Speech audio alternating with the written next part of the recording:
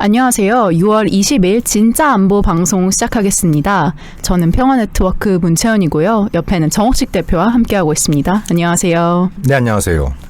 네, 지금 현재 상당히 중요한 일이 일어나고 있는 것으로 아는데 네. 지금 20일 현재 어떤 일이 일어나고 있죠? 글쎄요. 제가 목 감기에 걸려서 네. 드리고 싶은 말씀 많은데 이 말씀 중간에 또 듣기 거북하신 또 소리가 나오지 않을까 걱정이 되는데요. 최대한 불쾌한 소리는 좀 자제하고 좀 알맹이 있는 내용을 전달해 드리도록 노력하겠습니다. 콜록콜록. 미리 말씀을 하셔서 양해를 구하시네요. 네. 네. 자, 20일인 현재 북중 정상회담이 열리고 있습니다. 다음 주에는 일본에서 이제 G20 정상회의와 한중, 한일, 미중 정상회담이 그리고 그 이후 서울에서는 한미 정상회담이 계획되어 있는데요. 한반도 주변 국가 정상들이 상당히 바쁘게 움직이고 있는 것 같아요. 네. 근데 한일 정상회담은 확정이 안 된 거죠? 한일 정상회담도 오사카에서 하기로 되었다고는 하는데 네, 뭐 일본 쪽에서 하느니 마느니 뭐 그런 얘기도 네. 계속 있는 것 같은데 아니 근데 문재인 대통령을 초청해놓고 정상회담을 안 한다는 것도 좀 어색한 일이지만 아무튼 이제 좀 뭐 작년 6월 싱가포르 북미 정상회담 이후로 중간에 하노이 노들도 있었고 어떻게 보면 네. 이제 교착 상태가 1년이 지나가고 지났죠. 있죠. 네. 예, 그런 상황에서 다시금 이제 정상 외교가 활발히 전개되고 있는 것 자체는 뭐 나쁜 신호는 아닌 것 같아요. 예, 뭐 이제 그 첫 테이프를 시진핑 주석과 김정은 위원장의 만남으로 이제 시작되는 셈인데, 네. 그게 어떤 또 이 그 화학작용을 일으킬지 좀 지켜봐야겠네요. 네, 뭐 작년에 뭐 수교 70주년 기념으로 시진핑 주석이 북한에 간다 이런 이야기가 있었던 것 같은데 결국 뭐 이루어지지 수교 않고. 70주년은 이제 올해. 아, 그런가요? 예, 작년 70인 예. 네. 그런 전데 이제 올해 그래서 G20가 있기 며칠 전에 이제 네. 중국 시진핑 주석이 북한을 방문을 했는데 보니까 북한과의 친선을 상당히 강조하는 것 같아요. 네. 요즘 상당히 나라 안팎으로 바쁜 걸로 알고 있는데 돌연 이렇게 한반도 문제에 관심을 갖는 이유가 좀 궁금한데. 그러니까 그 중국의 기본적인 입장은 네. 그 이른바 대국 관계, 중미 관계에 큰 가닥을 잡고 나서 그리고 나서 좀 한반도 문제 해결에 본격적인 역할을 하겠다라는 게 중국의 기존 입장이었어요. 네. 예, 뭐 제가 개인적으로 중국에 가서도 뭐 그런 쪽에 얘기를 많이 했고, 많이 들을 수 있었고, 뭐 저는 그렇게 되면 좋은데 그게 안 되고 있지 않냐. 그러면 좀 생각을 좀 달리 할 필요 있지 않냐 이런 얘기를 한 적이 있었어요. 그러니까 이번에 일단 시진핑 주석의 평양 방문은 그 자체만 볼 때는 이게 돌출돼 보이지만 네. 지난 한 달여 동안 있어왔던 일련의 움직임 그 맥락에서 볼 필요가 있어요. 그러니까 하노이 노딜 이후에 김정은 위원장의 첫 정상회담으로 파트너로 삼은 사람이 누구였죠? 블라디미르 푸틴 네. 러시아 대통령이었죠. 그리고 그 푸틴이 베이징에 가서 시진핑과 이제 정상회담을 가졌고 얼마 전에는 시진핑이 모스크바에 방문을 해서 또 푸틴과 정상회담을 가졌어요. 네.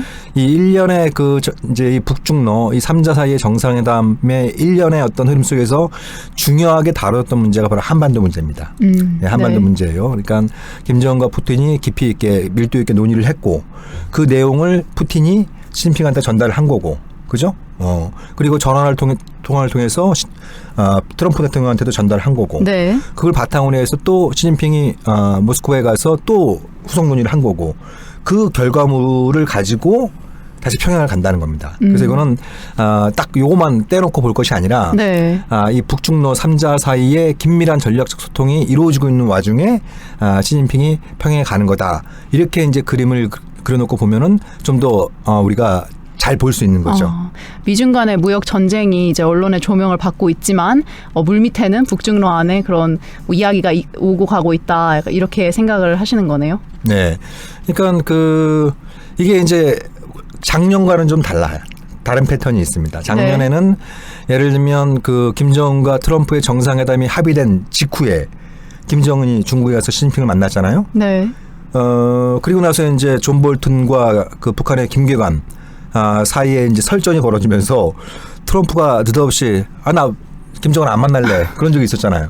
그러면서 그 책임을 중국에 돌린 적이 있었어요. 그랬죠. 중국 책임론. 네, 그러니까 뭐 이제 이 중국이 북한에 영향력을 행사해서 북한이 갑자기 강경하게 나오는 거다. 네. 나는 이걸 전혀 행복하게 생각하지 않는다. 뭐 이런 식으로 이제 트위터를 날리면서 나 김정은 안 만날래 그런 적이 있었잖아요. 네. 그런 적이 한 번 있었고 그리고 또 작년 8월에 폼페이오 국무장관의 방북이 예정되어 있었는데 또 트럼프가 느닷없이 그걸 취소시킵니다. 그러면서 또 중국 탓을 해요. 중국 탓을 중국이 부당한 영향력을 행사해서 북한이 뭐 비핵화 약속을 안 지키는 것처럼 그렇게 또 중국 책임을 돌리면서 폼페이오 방북을 취소한 적이 있었어요. 근데 그 작년에 그런 사례들은 북미 정상회담이나 혹은 폼페이오 방북을 앞둔 시점이었어요. 네. 근데 이번에는 이제 하노이 노디 회담이 노딜로 끝나고 3차 북미 정상회담의 성사 여부가 불투명한 상태에서 시진핑이 평양을 가는 겁니다. 북중 정상회담이 열리는 거죠. 네. 예. 그렇기 때문에 이번에 시진핑이 그 3차 북미 정상회담과 관련해서 긍정적인 역할을 할 수 있다면, 네. 그죠? 가령 예를 들면 이번에 평양에서 김정은과 만나서 그리고 이제 트럼프하고도 만날 예정이잖아요. 오사카에서. 그래서 이제 그런 얘기를 전달할 수 있죠. 아니 내가 그 김정은 위원장을 만나봤는데 확실한 비핵화 의지를 갖고 있다. 다만 미국이 지난번에 하노이에서 내놓은 그 요구 자체가 너무나 과도한 거여서 김정은이 지금 주저하고 있는 거다. 네. 뭐 우리가 방송에서 여러 차례 다뤘던 것처럼 하노이에서 미국이 요구했던 것은 핵뿐만 아니라 뭐 화학무기, 생물무기, 모든 탄도미사일, 뭐 이중론도 프로그램도 다 폐기해야 되는 거다. 예? 이런 어떤 너무나 커서 도저히 잡을 수 없는 제안을 한 거잖아요. 네. 예, 그거에 대해서 북한이 불만을 품고 있는 것이지 작년 싱가포르에서 그 얘기했던 한반도의 완전한 비핵화를 실현하겠다는 의지는 확실하다. 더불어서 북한도 기존의 입장에서 좀 더 유연해지고 미국의 입장도 고려하는 그런 어떤 해법을 준비할 테니 김정은 위원장의 저는 트럼프 대통령 당신도 마찬가지로 하노이에서 보여줬던 일방적이고 굉장히 그 높은 수준의 요구를 좀 내려놓고 문제 해결 지향적인 그 자세를 갖는다면 3차 북미 정상회담에 응할 수 있다. 네. 뭐 이런 비스무리한 메시지를 전달할 가능성이 있는 거예요. 예, 이런 비스무리한 메시지를 전달을 해서 그게 결과적으로 3차 북미 정상회담을 여는데 도움이 된다면 네. 그러면 이제 그 일종의 시진핑이 좀 긍정적인 역할을 하는 셈이 되잖아요. 네. 그죠? 예. 만약에 이제 그런 어떤 결과가 나온다면 미중 무역 전쟁에 있어서 일종의 좀 출구를 도모할 수 있는 부분들이 생기는 거죠. 그걸 지렛대로 삼아서 네. 이제 미국한테 뭐 물론 이제 협상에 네. 무역 전쟁의 양상이 워낙 복잡하게 얽혀 있고 이게 이제 장기전으로 흐를 이런 어떤 가능성도 배제할 수 없지만 시진핑도 마찬가지고 트럼프도 마찬가지고 뭔가 좀 출구를 고민해야 될 때는 온 거거든요. 네. 예. 그런 측면에서 볼 때 이 한반도 문제 해결 관련해서 미중 간에 협력을 하는 그런 어떤 선례를 만든다고 한다면 무역 전쟁을 포함한 미중 간의 패권 경쟁을 좀 완화할 수 있는 계기를 만들 수는 있겠죠. 아마 제가 추정컨대 시진핑의 목표는 거기에 있는 것이 아닌가. 미중 무역 전쟁을 이걸 기회로 삼아서 좀 해결해 보자. 그러니까 두 마리 토끼를 한꺼번에 다 잡을 수는 없지만 한반도 문제 해결과 또 미중 그 무역 전쟁 해결이라고 하는 이걸 한꺼번에 빠른 시간 내에 잡을 수는 없지만 적어도 그쪽 방향으로 가는데 조건과 분위기를 만드는데 도움을 줄 수 있다. 네. 이런 판단을 가질 수는 있겠죠. 근데 현 상황에서 이제 시 주석이 북한을 방문하면서 이목이 상당히 쏠려서 또 뭐 결과가 좋지 않으면은 어떨까 하는 부담감도 어느 정도 있을 텐데 네. 상황을 보면은 시진핑 주석이 상당히 좀 문제 해결에 자신감을 보이는 듯한 모습이 있는 것 같아요. 이제 방북 전날 시 주석이 북한 노동당 기관지 노동신문에 기고를 했는데 기고문 초반에 한반도 문제와 관련한 대화와 협상에서의 기여를 가장 먼저 언급을 하면서 네. 이제 한반도 문제를 풀어보겠다. 네. 이런 식으로 또 강조를 했다고 해요. 그래서 방문을 앞두고 이런 의제를 전면에 내세운 게 좀 자신이 있어서 그런 게 아닌지 하는 분석이 있는데. 그러니까 이게 주목할 게 네. 과거에 이런 전례가 있는지 모르겠어요. 중국의 국가 주석이 북한의 노동신문에 쉽게 뭐 칼럼을 게재한 거잖아요. 네, 이제 그런 그죠? 거는 전례가 없었다고 합니다. 네, 그런 게 있는지는 제가 잘 모르겠어요. 네. 예. 근데 이게 이제 그 사회주의 체제의 특징이기도 합니다. 어떤 그 상대방 어떤 국가의 수반이 방문을 할 때 그 어떤 메시지 를 자국의 어떤 기관을 통해서 대대적으로 선전을 하는 이런 것들이 이제 사회주의 체제에서 종종 가끔 볼 수 있는 그런 어떤 방식인데 여기서 주목할 거는 이 노동신문은 그죠? 네. 북한 주민들 열동률이 굉장히 높을 수밖에 없는 신문이에요. 그죠? 네네. 예. 굉장히 많은 그 북한 주민들이 이 신문을 보게 될 거예요. 그렇죠. 그죠? 예, 네. 예. 그리고 시진핑이 평양 방문에 앞서서 이렇게까지 기고를 했는데 만약에 이 지금 기고문에 부합하지 않은 결과가 나온다면 그러면 속된 말로 가오가 안 쓰는 거잖아요. 그렇죠. 예. 그러니까 어느 정도 자신감이 이미 깔려 있다고 볼 수 있는 거예요. 그러니까 제가 아까 말씀드렸던 것처럼 네. 시진핑의 방북이 느닷없이 나온 것이 아니고 북중러 사이의 전략적 소통이 굉장히 강화되는 와중이었고 그리고 또 얼마 전에는 또 김정은이 아름답고 따뜻한 편지를 트럼프한테 보냈잖아요. 그에 네. 대해서 이제 트럼프가 긍정적으로 좀 반응을 한 상황이고 이런 부분들이 그리고 또 엊그저께 또 시진핑하고 트럼프가 전화 통화도 했잖아요. 네. 예? 예, 전화 통화도 했단 말이에요. 그것도 시진핑이 요구해서 한 것이 아니라 트럼프가 요구해서 전화 통화 이루어진 거예요. 예. 네. 그런데 일련의 과정을 봤을 때는 시진핑이 어느 정도 자신감을 가지고 예? 사전에 적어도 지금보다는 상황을 진전시킬 만한 그런 어떤 가능성을 충분히 염두에 두고 방북길에 오른 것이다. 네. 라고 분석을 할 수 있겠죠. 근데 중국이 이렇게 한반도 비핵화 문제 해결에 대해서 자신감을 보이는데 또 이를 상당히 불편하게 보시는 분들이 많더라고요. 뭐 국내에서도 상당히 많은 비판들이 있었던 걸로 아는데 뭐 전세현 전 통일부 장관 같은 경우는 시진핑 주석의 방북과 관련해서 북한으로서는 미국의 일방적인 대북 압박을 피하고 완화하는 좋은 카드이기는 하다. 그러나 우리로서는 남북 정상회담을 할 수 있는 기회를 뺏겼다. 이렇게 말씀을 하셨는데 어떻게 보시는지. 아니 그러니까 뭐 정세현 전 장관께서 뭐 어떤 취지로 이런 말씀을 하신지 모르겠지만 남북 정상회담 자체는 그 전부터 불확실했어요. 네. 그죠? 예, 불확실했습니다. 그러니까 쉽게 얘기하면 이번에 북중 정상회담이 열리지 않는다면 남북 정상회담이 보장됐을까요? 그렇진 않았을 것 같은데. 그렇게 네. 보기는 어려운 측면이 있단 말이에요. 그래서 이제 또 아쉽게도 문재인 정부가 북미 관계 중재자로 자처했었습니다만 대체로 보면 미국에 너무 경도되는 모습을 보여왔단 말이에요. 네. 좀 객관적이고 우리가 냉철한 관점에서 보더라도 그런 부분들이 좀 있었기 때문에 북한으로서 이제 좀 문재인 정부에 대한 불만이 좀 누적되는 과정에 있었다는 겁니다. 네. 그리고 이제 그런 어떤 부분들이 아까 말씀드렸던 북중러 사이의 전략적 소통이 강화되는 이런 어떤 그 국면이었기 때문에 이게 마치 이제 북중 정상회담과 남북 정상회담이 이 교환 관계에 있는 것처럼 네. 이렇게 인식할 필요는 없다. 뭐 정선 장관께서 뭐 그런 취지로 말씀하셨다라고 생각하지는 않고요. 네. 그러니까 오히려 이제 좀 삐딱하게 보는 시각에서는 좀 그러니까 시진핑이 김정은을 좀 부추겨서 미국에 좀 더 강경한 태도로 임하게 해서 그래서 그걸 가지고 좀 그 무역 전쟁의 지렛대로 삼으려고 하는 게 아니냐 이런 시각들이 그런 좀 많이 우려들이 있어요. 많죠. 예, 네. 예, 많이 있는데 그거는 기본적으로 시진핑의 노동 그 신문에 기고한 내용하고 맞지 않는 얘기예요. 네. 그리고 그런 결과는 시진핑으로서도 전혀 도움될 게 없어요. 그렇죠. 원래 기존의 북핵 폐기를 원했던 사람으로서. 그렇기도 하고 네. 그렇게 해서 얻을 바가 뭐가 있겠어요. 미국의 더 큰 분노. 둘 다 악화되는 과정이에요. 네. 예, 한반도 문제와 무역 전쟁이 둘 다 악화되는 방향으로 갈 수밖에 없어요. 만약에 북중 정상회담 결과 북한이 이전보다 더 강경한 태도로 나온다. 네. 그러면 트럼프가 어떻게 나오겠어요?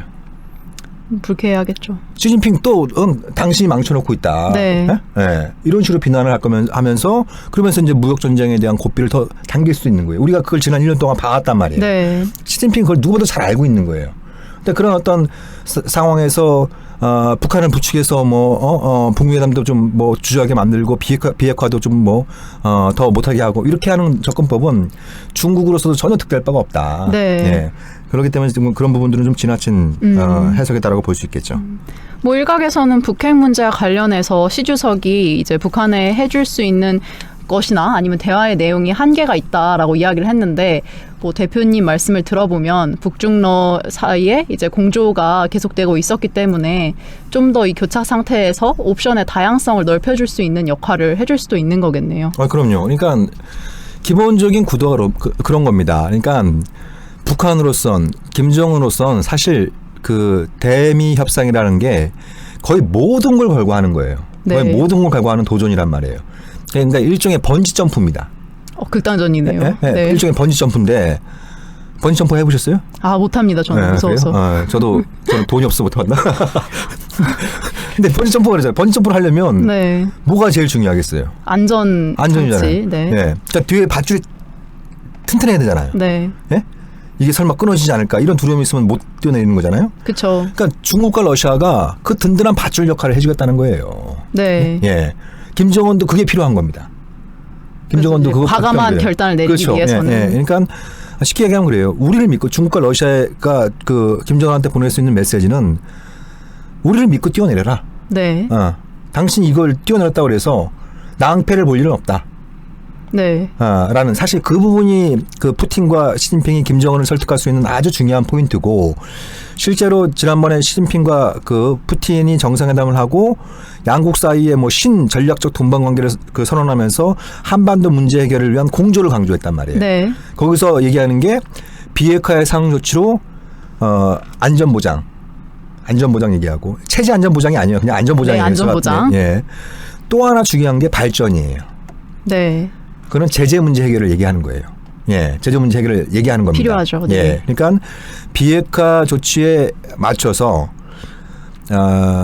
동맹이자 우방국으로서 중국과 러시아가 북한의 안전 담보를 위해서 좀 더 적극적인 조치를 취하고, 네. 그다음에 유엔 안보리 상임이사국들이니까 유엔 무대에서 비핵화 조치에 그 상응하는 제재 문제 해결을 약속하는 이런 어떤 그 이제 시진핑과 푸틴의 의기투합이 북한의 향후 선택에 위해서 굉장히 긍정적인 영향을 미칠 수 있는 겁니다. 네.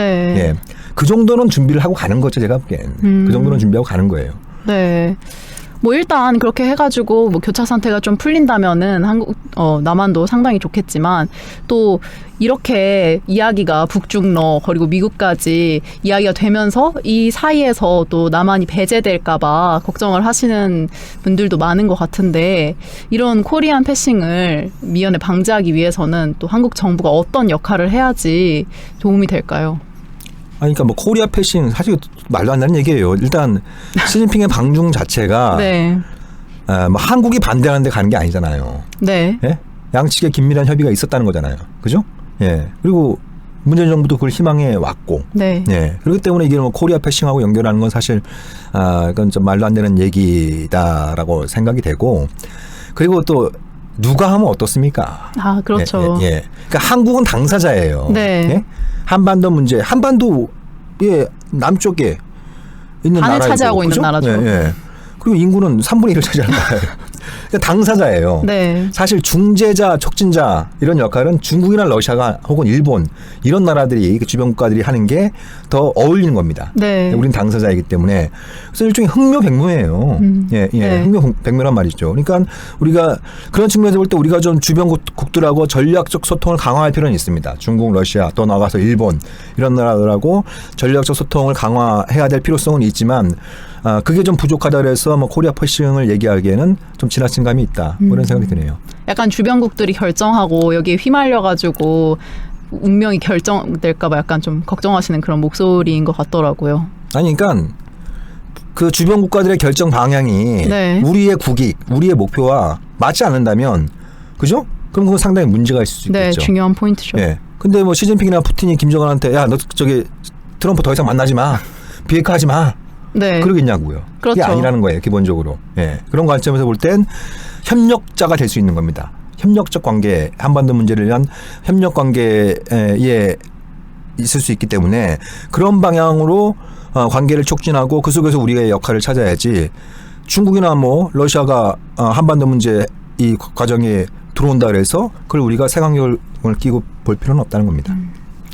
근데 이제 이렇게 이제 오늘 내일 그러니까 20일, 21일 북중 정상회담이 있고 G20에서 미중 그리고 한중 정상회담 그 이어서는 이제 서울에서 한미 정상회담이 열리는데 이걸 보면서 이렇게 따로 할 게 아니라 그냥 다 함께 사자 정상회담을 했으면 정말 좋았을 텐데라는 생각이 들더라고요. 그래서 언젠간 그렇게 돼야겠죠. 네, 이걸 예. 기화로 좀 4자 정상회담으로 업그레이드 될 수 있을까 약간 그런 생각도 해왔었습니다. 예, 4자 정상회담 혹은 뭐 러시아와 일본을 포함한 6자 정상회담 이런 것들도 이제 좀 시야에 둘 필요가 있다고 생각하고요. 그리고 이게 그 원사이드 게임이 아닙니다. 제가 방송에서 누누이 강조를 해왔지만 네. 북한만의 태도 변화가 필요한 게 아니에요. 예? 미국도 당연히 바뀌어야 됩니다. 네. 미국도 당연히 바뀌어야 되고 미국이 바뀌도록 우리 정부가 좀 더 적극적인 역할을 해야 됩니다. 우리가 북한에 대해서 발언권을 강화시킬 수 있는 방법은 그러니까 대북 정책은 사실 대미 정책에서 시작되는 거예요. 네. 우리가 미국을 긍정적인 방향으로 유도할 수 있는 그런 힘을 가질 때, 그죠? 예, 그런 능력을 보여줄 때 우리가 또 비로소 평양을 움직일 수 있는 그런 어떤 여건을 조성할 수 있는 거거든요. 네. 근데 그런 모습들이 작년에는 뭐 일정 정도 보여준 측면이 있지만 싱가포르 이후로는 그런 모습이 잘 안 보이고 있는 거예요. 네. 그죠? 오히려 좀 미국에 끌려다니는 이런 어떤 모습들이 반복되어 왔다고 한다면 그러면 이제 지금 1년에 이제 이 정상회담 프로세스가 한미 정상회담이 백미를 장식하는 셈이 되잖아요. 네. 그러니까 말 그대로 백미를 장식해야 됩니다. 그랬으면 좋겠는데. 예, 그래서 적어도 트럼프한테 선택과 집중을 해라. 네. 쓸데없이 깨지기 쉬운 비핵화 협상이라고 하는 그릇에 모난도를 자꾸 담으려고 하지 말고 상식적으로 생각할 수 있는 비핵화에 초점을 좀 맞추고, 네. 그죠? 예. 그리고 또 뭐 당신이 사랑한다는 김정은한테 사랑한다고 고백해놓고선 계속 제재를 가하는 건 일종의 데이트 폭력이잖아요. 네. 그런 관점에서 제재 그 완화 또 궁극적으로 해제 문제에 관련해서 더 적극적인 역지사지의 관점에서 한번 이 문제를 바라보면 분명히 기회의 창이 열릴 수 있다라는 네. 점을 강조를 해야 됩니다. 네. 그래야만 우리가 원하는 결과에 조금이라도 다가설 수 있고 그런 모습을 보일 때 남북 관계도 다시 복원되고 발전할 수 있는 그런 부분들이 마련될 수 있겠죠.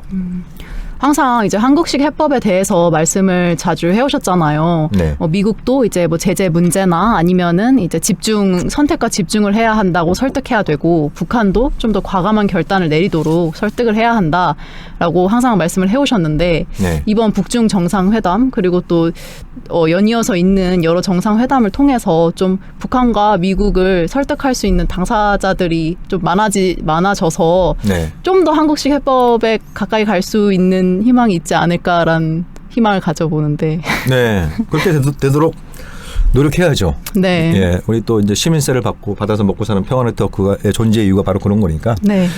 또 뭐 개인적으로는 또 이번 달 말하고 다음 달 초에 또 중국을 좀 가게 되는데 그러면 또 다녀와서 또 그 공개할 수 있는 수준의 말씀들은 또 들려드리는 것으로 좋은 정보 많이 얻어오세요. 네. 노력하겠습니다. 네, 오늘은 북중 정상회담 그리고 G20에서 일어날 여러 정상회담에 대해서 이야기해 보았는데요. 저희는 그럼 2부로 다시 찾아뵙도록 하겠습니다. 감사합니다. 네, 잠시 후에 돌아오겠습니다.